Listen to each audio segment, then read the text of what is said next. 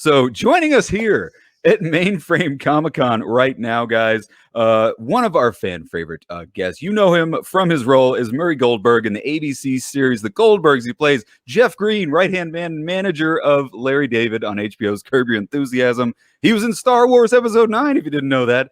Arrested Development. He's the voice of Buttercup in Toy Story 3 and 4, guys. Chicago's favorite son, Mr. Jeff Garlin. How is it going, Jeff? How are you? I knew I was doing this today. I had no idea what we're going to talk about. By the way, great idea to do something like this. And normally I don't go to Comic-Cons. I mean, I used to before anyone knew who I was. I would go to Comic-Cons in Chicago, here, New York. I love because I love comic books and I love Famous Monsters of Filmland. And yeah, I just woke up. I'm in my kitchen. The light you see is actually a skylight, so it's all a little bit bright. But I'm happy to be with you here, Chuck Lindsay. You're Chuck Lindsay. I am indeed, and you are Jeff Garlin. I'll be playing saxophone when I'm done. Oh. By the way, you mentioned, yes, Star Wars, which we can talk about. Let's get into that. Okay, but the thing that I'm, in terms of Comic-Con, I mean, look, people love Curb and a lot of people love the Goldbergs, but Wally's the thing I'm more proud of than anything I've ever done, including Curb, anything. Wally. Why does that sit so high on your pedestal of your career? When I worked on it for 3 years, I did not see a second of film. I saw nothing. I did it from my imagination with the director in a booth.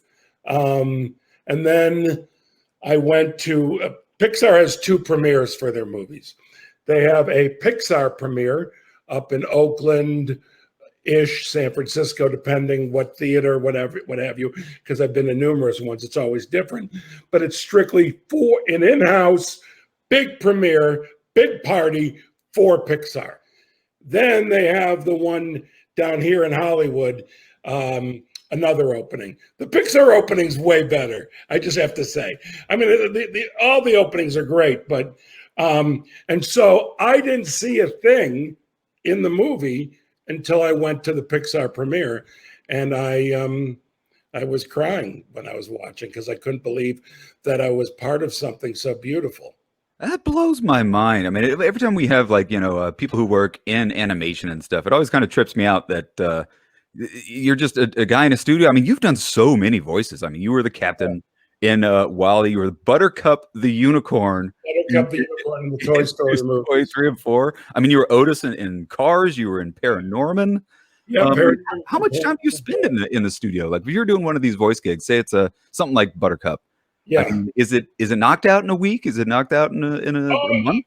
No, it's never knocked out in a week. What they do is, depending on the role, like I said, I worked 3 years on Wally because what Pixar does to make sure they get the movie right, they make the movie a bunch of times.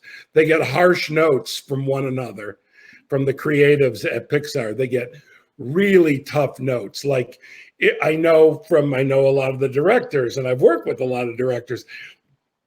They get beaten up by each other, but only to get something great. And so you'll start recording again, and then you'll start recording again. And it just goes on and on and on. Even something small will be at least 2 sessions. When you're in the studio with them, I mean, are you completely solo? Is it you and a tripod and a microphone, or you get to interact with other people? On Pixar, it's me alone. I'm alone. And when I say I don't see anything, I choose that. Like, they don't show you a lot, but they will want to show you things. And then when you're doing looping, when you have to, say things, I don't look, when I do like regular live action, I don't look at the screen when I loop. I listen to it, I go play it, okay. And then I try and match what they want, and I get it really quick. So even when I'm doing an animated movie, I'm not looking at the screen. So I see nothing until the movie. However, Paranorman, Leslie Mann and I played husband and wife, and one of the sessions we recorded together, which was unusual. and then we improvised. So, man, just sticking on the animation stuff. Your career is so huge. I mean, we could do this for an hour. My career is huge. It's massive. And by the way, above me, that's an actual sticker I put on one of my photos. I'm glad you got that. I was afraid it got lost in the mail. When you were working on Toy Story 4, I mean, the sticker moves. Oh, wherever wow. I put it. Oh, right over David Bowie's head.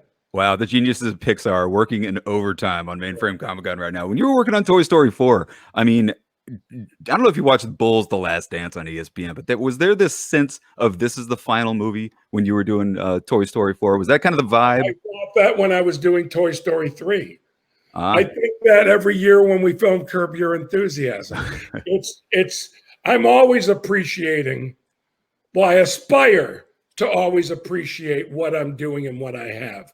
And I can tell you that it's nice to make money. Everybody in the world will tell you that.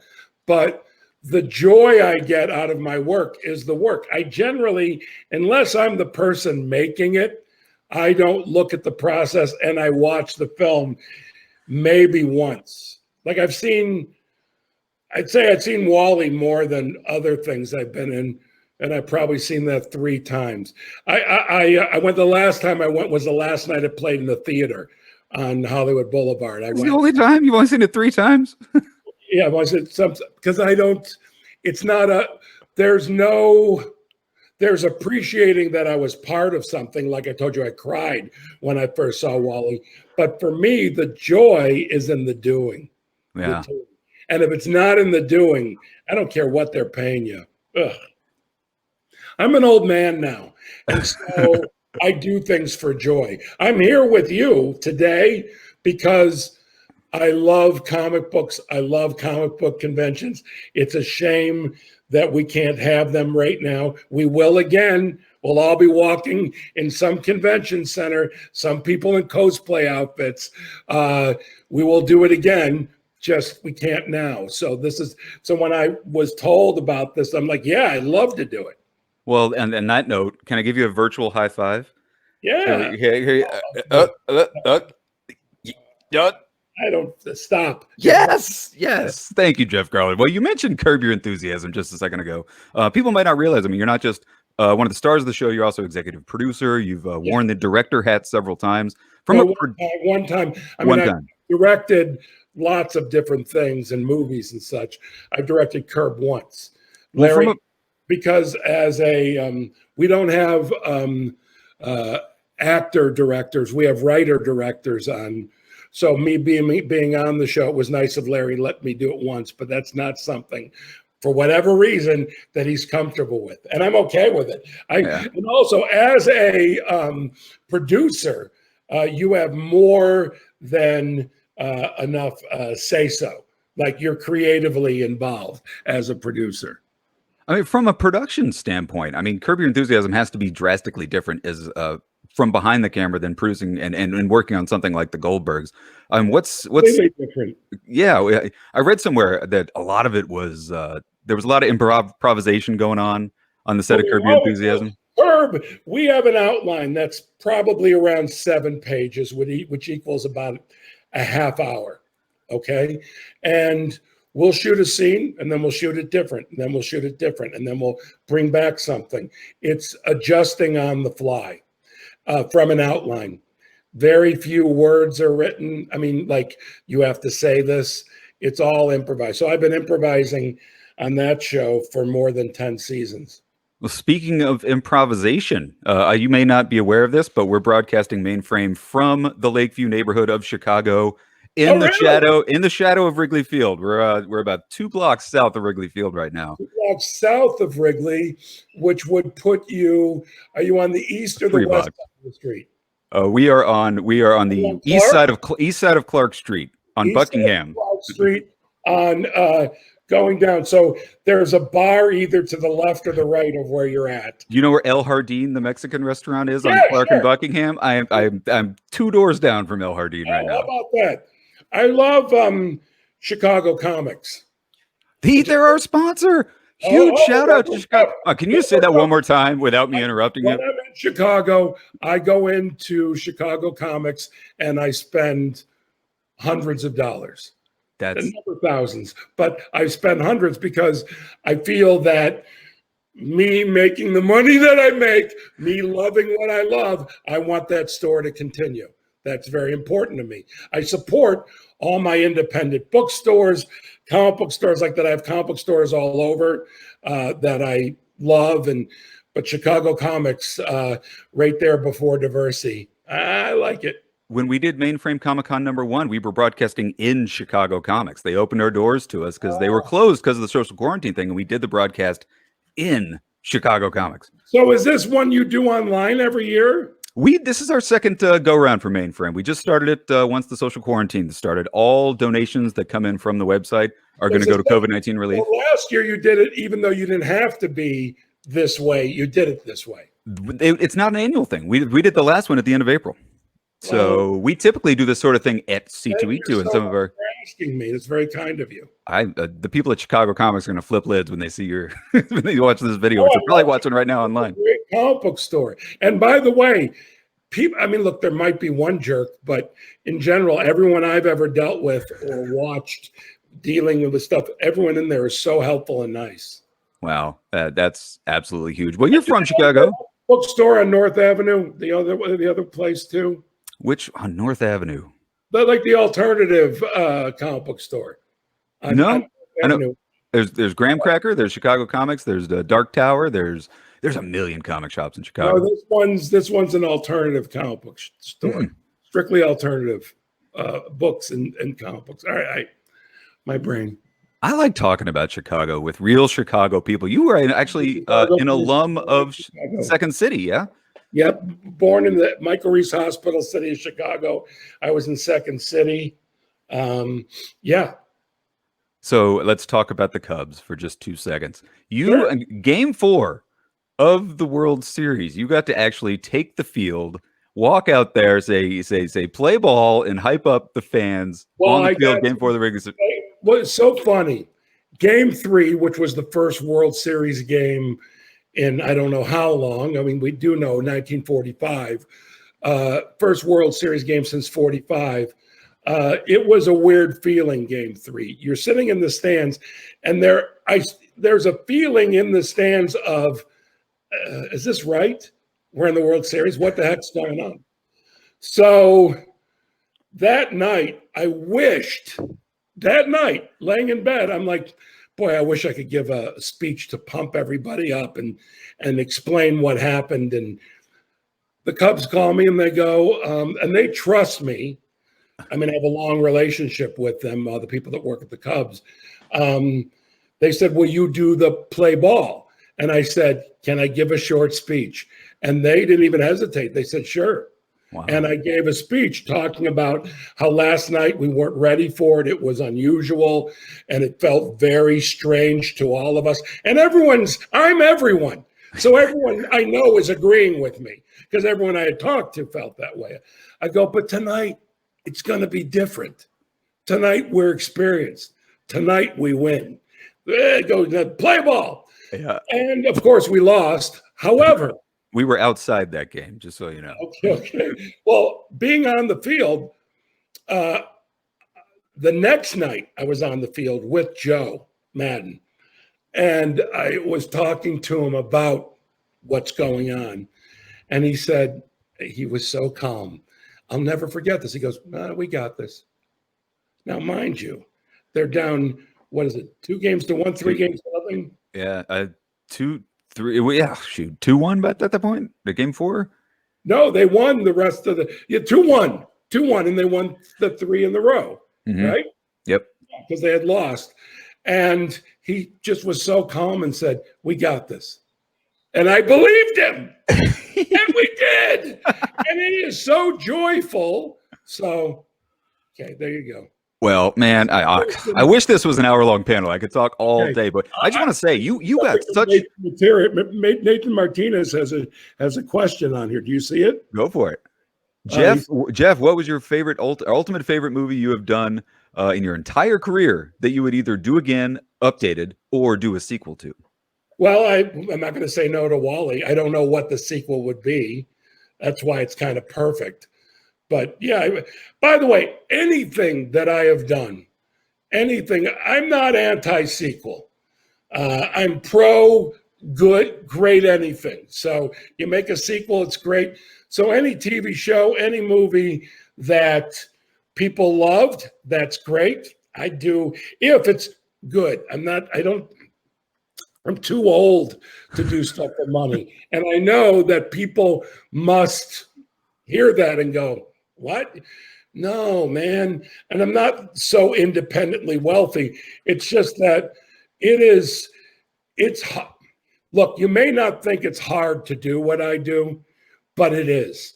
It takes great skill. There's talent, there's craft, there's so much. And you're spending close time with people. So if you're working on something with jerky people that's not good, that you're doing for the money, trust me, it's going to knock you down. That's what it does to me. It makes me sad. I'd rather do something because it's joyful. I know I have to make a living, but I do things because they're joyful. Well, Chad, I know you're in the background. I want to throw up a lot of questions because I don't know if you realize this. When we announced that you were going to do Mainframe Comic-Con, the reaction was huge. We got the biggest fan reaction when people heard that Jeff Garlin was going to be here. So I want to open it up to people in the chat. Oh. Guys, put your questions in. You only got a few more minutes to ask your lifelong questions for Mr. Jeff Garlin. So put them up there. We're going to put them on the screen.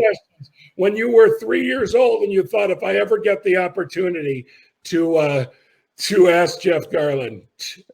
When I lost my keys, I want to talk really quickly about the Goldbergs because last time we did Mainframe Comic-Con, we had Kevin Smith on, who speaks so fondly of the entire cast of the Goldbergs. He said he'll come back and direct anytime. What was your experience like working like that? The experience is, by the way, I'll use the word joyful. I love, as a friend or working with, I love being around Kevin. His last movie I was supposed to do, I couldn't do it because of my Goldberg schedule. I couldn't go to New Orleans and work with him. But I love him, and the cast loves him, and the crew loves him. He's beloved. Yeah, I would work with him any day of the week. He's a joy. Hey, and we have fun with him. It's fun. Yeah, he said on record he'd come back anytime. BA in the house asks you a question. Says, Jeff, do you respect wood? Well, it's supposed to be respect the wood. The wood. Yeah, the wood. Clear Curb Your Enthusiasm reference. That's one of the few Curb Your Enthusiasm references that I get. Generally, people will walk up to me and say a line from the show, and they have to remind me. I mean, I know all of them, but I have to be reminded. But respecting the wood is, that's one. I want to say this. Asian Funk's Comics says, shout out to Chicago Comics. Good job. They're going to freak out. Asian Funk Comics, and not Asian Funk or Arizona North Funk Comics. Asian Funk. I screwed that up actually last time on Mainframe, so I got it right this time. I have a great vinyl collection, and most of it is Asian Funk. There you go. God. Okay. Going back to Curb. Yeah. Season 7, super heavy on the Seinfeld reunion. Yes. Yes. How long was that sitting in Larry's back pocket? I mean, you guys must have been sitting on that concept for a while. And what made it come to light? When Larry decides he wants to do something, that's what we do. So I can only guess that, well, look, for years, I'm not even going to go to Jerry. I'm going to say Larry. For years, Larry has been approached about doing a Seinfeld reunion. And I know Jerry has too, And this was Larry and Jerry's way, even though Larry created, but I know they both love the idea that in a creative way, in a new way, they're doing the reunion, which I loved. And I wasn't a big on camera in that season, but I was off camera every scene. And being a Seinfeld fan, it was exciting. Yeah, it was like the way they did it and the way they produced it and edited it together. It was like seeing a Seinfeld reunion without actually seeing a Seinfeld reunion. That's why they were so happy. Yeah, yeah. It was poetry. Angie Bear, right? So why did you take such a big scoop of pink berry yogurt? So many Curb references. Oh, that's you remember Curb? That one? That was Curb. When you were getting yogurt for the dog. I'm supposed to get it for my dog. Right. Why did I take such a big scoop of pink berry yogurt? I'll just say this, because it's delicious. There you go, Angie. I know our director who is in the background right now. He actually wanted to come on and ask you a quick question. Chad, are you there? And do Chad. you have a question for Mr. Jeff Oh, Garlin? there's Chad. Look at Chad.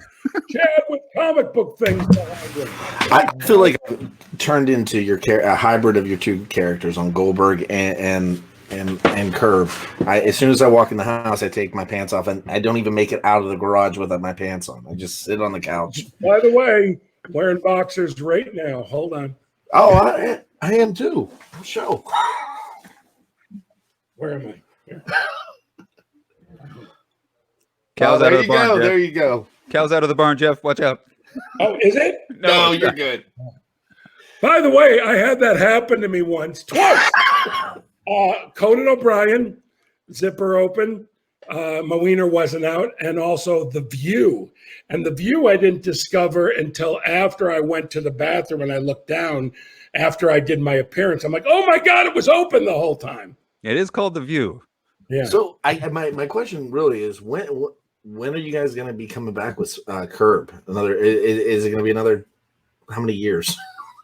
Oh no, it should be when this thing dies down a bit. All right, and I don't know how. Look, I know that we're scheduled to go back with the Goldbergs in August, but the Goldbergs, if we do it, is a very controlled environment. We probably would have to we wouldn't be shooting anything with a lot of extras, so no graduation scenes. I imagine a lot extras are going to be out the window, but we're supposed to go back in August, and it'll be a new way of shooting. Now, Curb, which is always on location, there's always, not always, but quite often background. So I don't know when or how we can shoot it. Well, but I feel strong that we will. I can't say for sure, but I think we will do another season. Any advice on opening up a Spite store? A Spite store. Well, make sure that with your Spite that it drives you, and then you can put the other person out of business.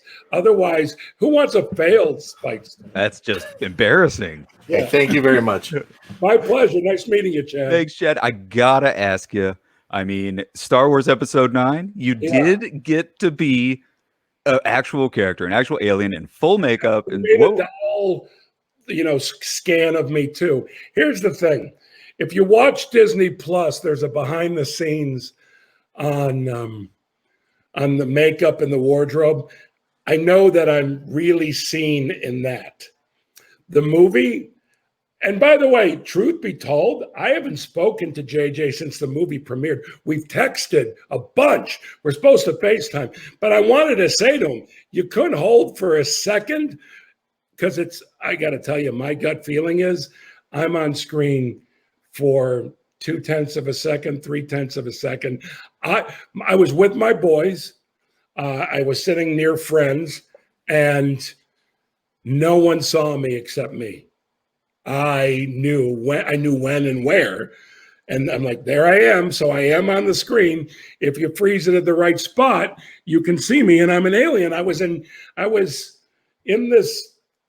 I went in makeup for like 4 hours. Good makeup too. I've seen it. I've Googled it. Academy Award-winning makeup artists were working on me, and it was delightful. I actually enjoyed the whole process. Very hot, wearing a very hot outfit. But I ended up on the point of it, to really be honest, is, look, I'm more of a Star Trek guy. Okay. Okay, but I really enjoy the Star Wars movies. I'm not like anti, but like in terms of an emotional connection, I go back to a little boy on Saturday nights watching Star Trek. Like I go back to the original. So that has meaning to me. Star Wars was, I think, 76 or 77, and I saw it in the theater, and I thought it was great, but it didn't blow my mind. It was great, like other science fiction movies. And so for me, the point of this was really to hang out with JJ and hang out with Michelle Rejwan. She's one of the two producers who used to be my assistant, used to be JJ's assistant. I got her that job. And then she's gone on to be a movie producer. And it was to spend time with her and him. and I got to spend some nice time with them. So I'm not worried about being in the movie, and knowing that I'm on screen for a tenth of a second makes me laugh. But the purpose was to hang out with them, and I love going to London. I paid for it. I didn't get a penny. I paid for my own hotel. I paid for my own flight, my own meals. Although I did, I think, eat on the set that day. Surprising, because I think Disney made like $8-10 billion last year. Yeah, but they didn't need me. It's not like they used me. They didn't need me. This was something that JJ does behind the scenes. Is he has friends of his, do these parts where you don't know it's them. Well, Jeff, we got time for one more question. I just had to get it in because it's from Cole Hall. Huge fan of yours. Just asked, what's your favorite memory from the Goldbergs? And we'll wrap it up at that. Well, I love the people. I love the crew. I love the actors. I love the writers. I love everybody that I'm involved with on the Goldbergs. So it's all very warm. Well, come here. Hold on one second. I'm going to give you two.